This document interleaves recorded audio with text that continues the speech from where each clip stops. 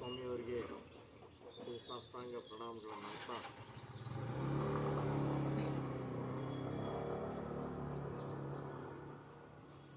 ಆಗಬಾರದ ಘಟನೆ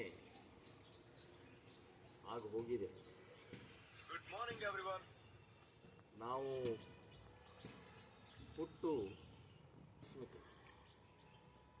ಸಾವು ನಿಶ್ಚಿತ, ಆದರೆ ಯಾವಾಗ ಹೇಗೆ ಏನು ಅನ್ನುವಂಥದ್ದು ಯಾರಿಗೂ ಗೊತ್ತಿರೋಲ್ಲ.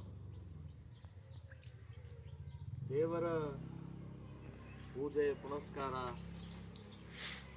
ಒಂದು ಅಯ್ಯಪ್ಪ ಸ್ವಾಮಿಯ ಆ ವ್ರತವನ್ನು ಸ್ವೀಕಾರ ಮಾಡಿಕೊಂಡು ಅವರ ಅಪಮೃತ್ಯು ಆಗಿದ್ದು ಬಹಳ ದುಃಖದ ಸಂಗತಿ. ಇಂತಹ ಸಂದರ್ಭದಲ್ಲಿ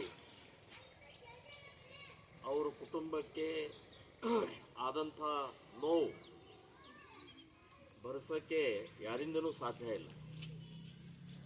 ಆ ನೋವು ಕೊನೆ ತನಕ ಉಳಿಯೋದು. ಆದರೆ ಜೀವನ ಬದುಕು ಅನ್ನುವಂಥದ್ದು ಮುಂದುವರಿತಾ ಹೋಗುತ್ತೆ. ಹಾಗಾಗಿ ನಮ್ಮ ಅಯ್ಯಪ್ಪ ಸ್ವಾಮಿ ಗುರುಗಳ ಆಶೀರ್ವಾದದಿಂದ ಜೀವ ಅಂತೂ ಕೊಡೋಕ್ಕಾಗಲ್ಲ.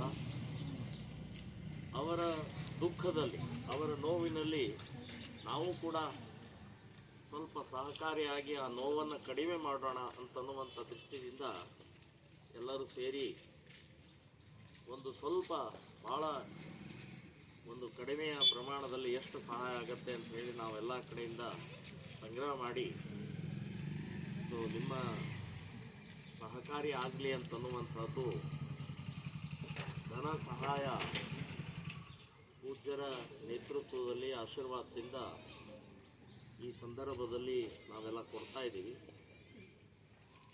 ದೇವರು ನಿಮ್ಮ ನೋವನ್ನು ಭರಿಸೋಗೋಸ್ಕರ ಶಕ್ತಿ ನೀಡಲಿ ಅಂತ ಹೇಳಿ ನಾವು ಪ್ರಾರ್ಥನೆಯನ್ನು ಮಾಡ್ತಾ ಇದ್ದೀವಿ.